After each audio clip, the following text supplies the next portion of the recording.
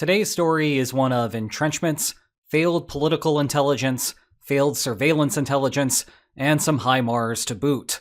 As Ukraine's Kursk offensive into Russian territory completes its first week, it is becoming clearer that there are serious structural problems with Moscow's preparations for such a gambit. In turn, a natural question to ask is how this could have possibly happened. Now, it is far, far too early to be writing the history books on this one. After all, Ukraine's offensive continues, with blue and yellow soldiers still pushing in new directions, even if at a slower pace.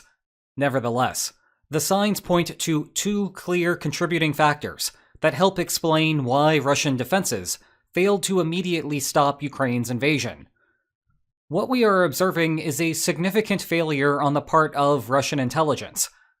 And to make the problem worse for the Kremlin, it is not just one segment of its intelligence apparatus at fault.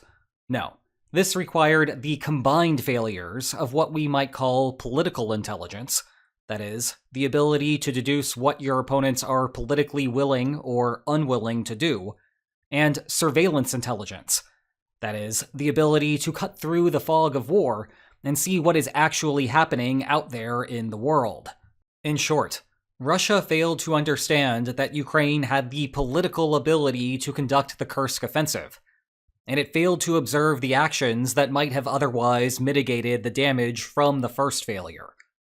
The result is an invasion of Russian territory for the first time since World War II, and the potential for a political crisis in Moscow. But the full story is inevitably a little more complicated. Today's puzzle will have 4 pieces. The constraints on Russian manpower that created the dilemmas that follow, the underlying problems that led to Moscow underestimating Ukraine's political will, how frontline defenses are supposed to work in this type of situation, and how surveillance intelligence failed to allow that system to function as intended. But we begin with the primary constraint that the Kremlin faces: manpower.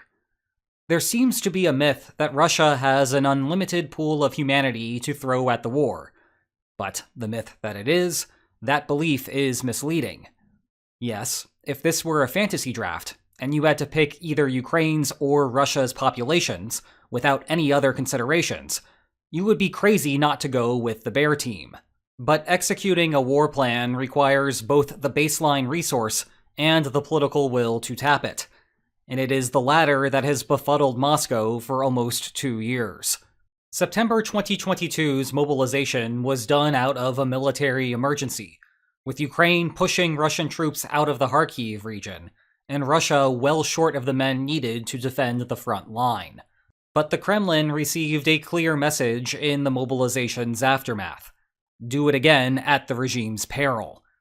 Since a young Vladimir Putin came to power, Russia's implicit social contract has dictated that the politically powerful populations in Moscow and St. Petersburg will be left alone, and, in exchange, the Kremlin could do what it wanted to do with its foreign policy. The special military operation was to continue in that tradition, but mobilization broke it. Those fortunate few with the necessary means fled the country, to places like Turkey and the United Arab Emirates, and Russia's per capita conscription ultimately tilted away from the country's empowered western regions. Indeed, the blowback and response signaled a deeper transition. In the absence of compelled service, Russia shifted to voluntary contracts. Although more politically expedient, the problem with voluntary contracts is that, despite the name, the individuals are not volunteers. You actually have to pay them. And, increasingly, you have to pay them a lot. Now, it is easy to take a casual look at the Russian economy and conclude that the country is undergoing a boom period. After all, GDP was up in 2023 by 3.6%, despite the war. The trouble is that despite is not the right descriptor. Because of is more accurate. To explain what is happening here, and at the risk of sabotaging my viewer retention, we need to talk macroeconomics for a moment. GDP pretends to be the almighty metric of a country's economic health. But what is it really? Well, Its formula is consumption plus investment plus net exports plus government spending. How does this work out for Russia? Western sanctions have pounded net exports, but government spending has accelerated to extreme levels to produce everything for the war. Hence, Russian GDP is up, even as better indicators, like the 9.1% official inflation rate or 18% central bank interest rate, paint a far grimmer picture. Cognizant of this, Ukraine has attempted to hit the highest value targets possible, hammering refineries and attempting to bankrupt the Russian energy industry. Consequently, Moscow has needed to show some judiciousness in its recruiting, despite Russia's dominant population size. Now, that may not last forever, and the Kursk incursion conceivably will change Moscow's calculus. However, at least for almost the last 2 years, the Kremlin has leaned more toward regime survival than maximizing effectiveness in the war. That takes us to the Kremlin's first intelligence failure. Well, more precisely, the first intelligence failure of the current situation.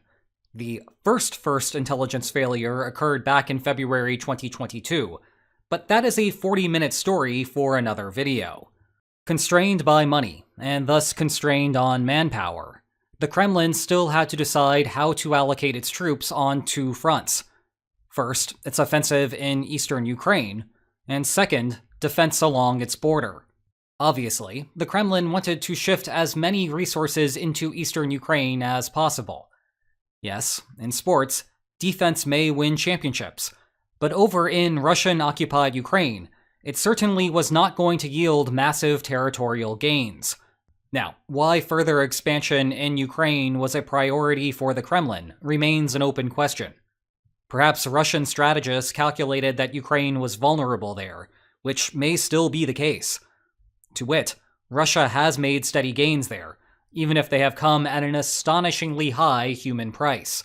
On the other hand, perhaps these gains are more of a political necessity, that the regime will be in danger if it cannot at least cobble together all of the Luhansk and Donetsk oblasts. Either way, every Russian soldier stationed to the north was one fewer human working toward that goal. Thus, the Kremlin had to ask itself what was the fewest number of soldiers it could place along the border. Answering that required thinking about what the chances were that Ukraine might take such an action. 3 pieces of information appeared to be telling in that regard. First is that, for all of the problems that Russia was having with manpower, Ukraine seemed to be having it worse. In contrast to Russia, this was less of a political problem. Basically, everyone in Ukraine is directly affected by the war in some way, and more of a sheer numbers problem. Ukraine's population is less than 30% of Russia's, and the lack of babies following the fall of the Soviet Union was doing it no favors. That all suggested that Ukraine could not try a border incursion without damaging its position along the eastern defensive perimeter. Second was prior raids. Earlier incursions demonstrated that leaving the border completely undefended would be a bad idea. Back to the map. This is Kursk, where the current offensive is. But we need to rewind to May 2023 and head slightly southeast to Belgorod. That month, Russian dissidents staged attacks there, with logistical support from Ukraine. A handful of other similar but smaller incursions also occurred that year. The key point, though, is that the underlying intent in these cases was harassment. The groups wanted to raise their public profiles, and Ukraine was happy to provide support just to irk the Kremlin. At no point were they capable of meaningfully penetrating into Russia, never mind holding territory. They were there to hit easy targets and run away, nothing more. Third, and connected to the second, was U.S. reluctance to support attacks inside of Russia. Washington is a major supplier of Ukrainian arms, but has been reluctant to approve of U.S. weapons use in Russia, and has outright criticized measures like attacking refineries.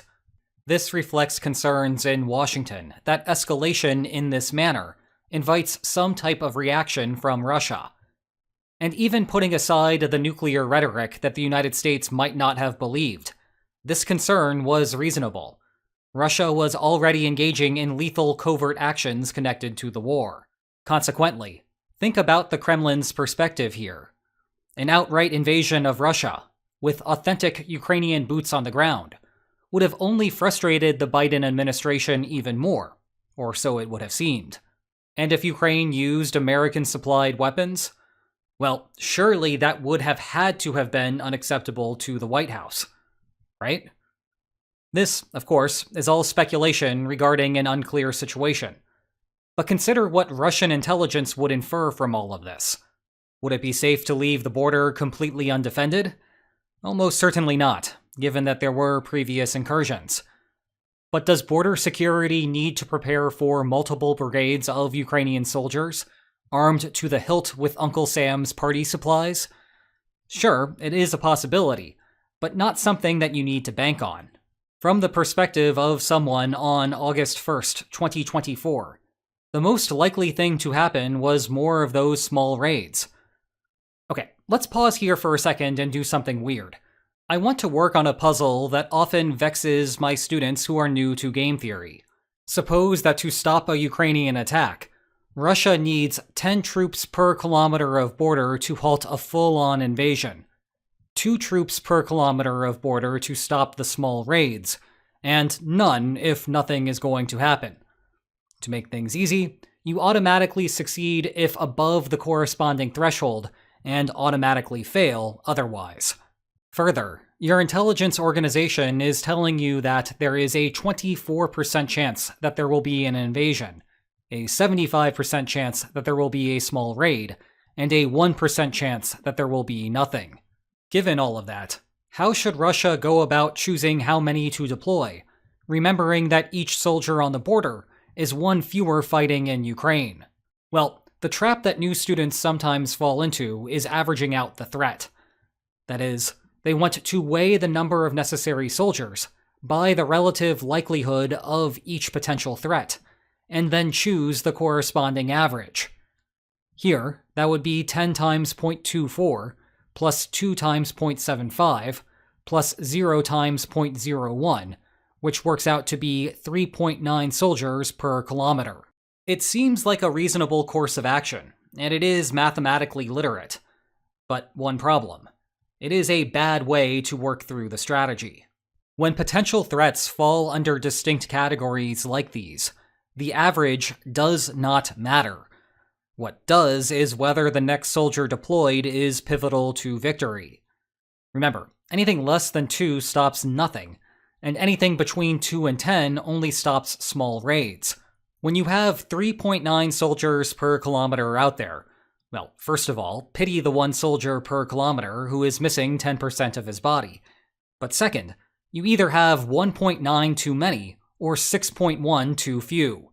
That is, you have more than you need to defeat a raid, but you are still going to lose when facing a large invasion. And, like I said, it is a common pitfall. I asked a similar question a couple of days ago, and the plurality of viewers went with the weighted average. Now, everyone who answered 5 is not inherently wrong. In their minds, they may be adding extra conditions, like how having 5 might give them a chance against a large invasion. But choosing it just because it is the weighted average is not a good strategy. And, credit to you guys, many of you figured out exactly why the weighted average is a trap. Now, in practice, whether you should actually send 0, 2, or 10 depends on a bunch of things, like how costly the deployments are, how you value each possible outcome, and whether, in practice, deploying 2 meaningfully impacts your ability to weather the storm against a large invasion.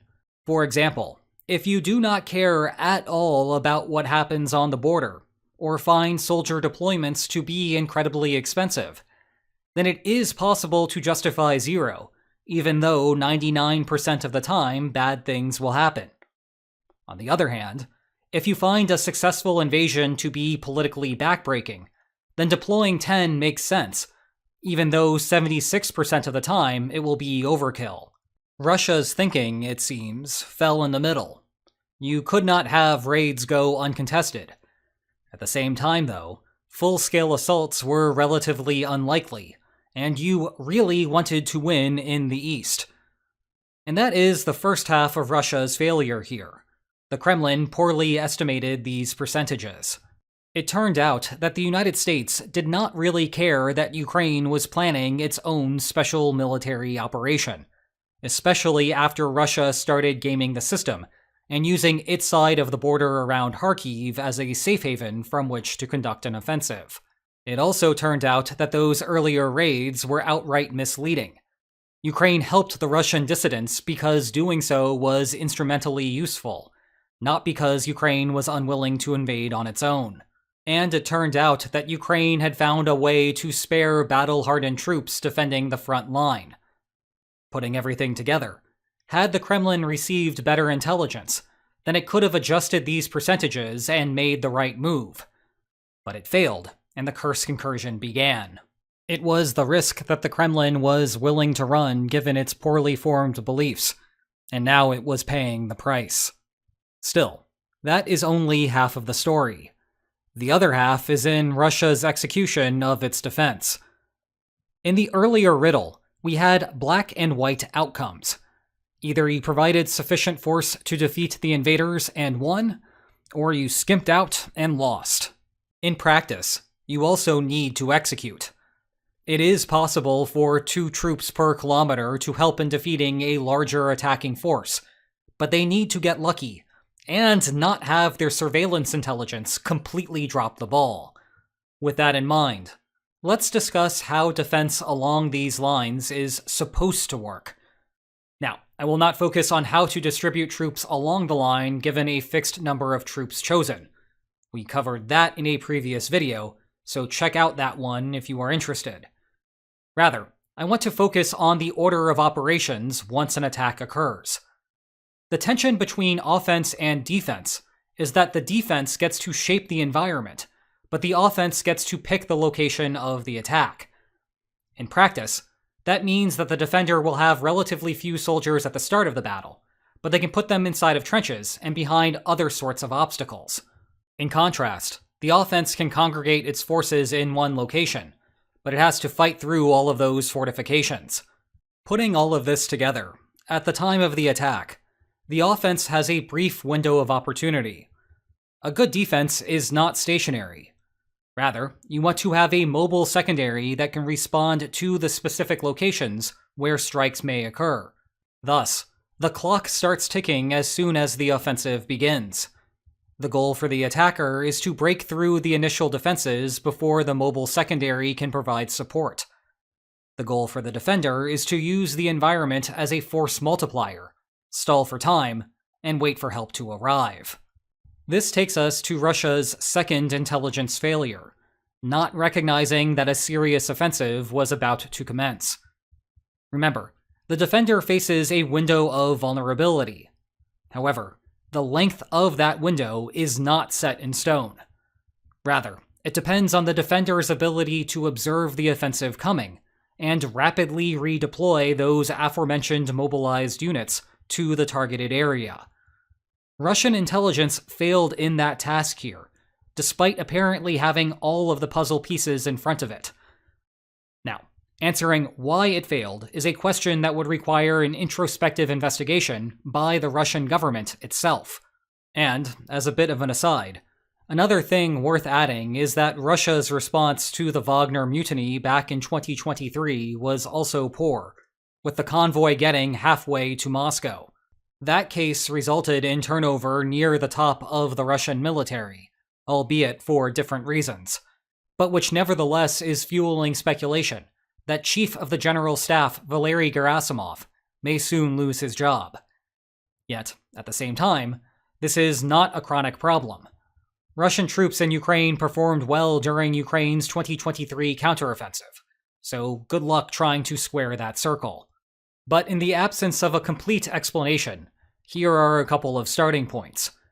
First, the aforementioned disbelief that Ukraine would stage a true offensive would have colored how to interpret such reports that troops were amassing. Yes, maybe we are seeing Ukrainian troops there, but there is no way that this is part of an invasion force, right? And besides, There was virtually nothing in the open source intel to verify what was happening, a testament to Ukraine successfully covering its own social media tracks. Second, perhaps the most charitable reading here is that Russia may have assumed that Ukraine was building a defensive force. When Russia began its 2024 Kharkiv offensive, it also placed the 71st Motorized Rifle Regiment across the border from Sumy. There was an expectation that, if Russia intended to further contest a northern front, Sumy would therefore be the next place to do it. In turn, Ukrainian troop movements there could have just suggested a defensive redeployment. Yet, in retrospect, it may have hidden Ukraine's true offensive intent. The result was a woefully inadequate response from Russia. Ukraine immediately capturing border guards as prisoners of war, blue and yellow troops zooming right past the defensive entrenchments intended to stall for time, never mind attrit Ukrainian forces, and Russia seemingly sending inexperienced troops to counter the battle-hardened Ukrainian invaders that were pulled from the east. This last bit has led to significant mistakes by Russia in mounting its response, including HIMARS devastating a Russian column of vehicles. What we are left with is a situation that looks like a combination of the 2022 Kharkiv counteroffensive and the original Battle of Kyiv. It looks like Kharkiv in the sense that a breakdown in Russian defenses is creating a domino effect, and Kyiv in the sense that Russian troops are trying to come forward, but are falling into Ukrainian traps.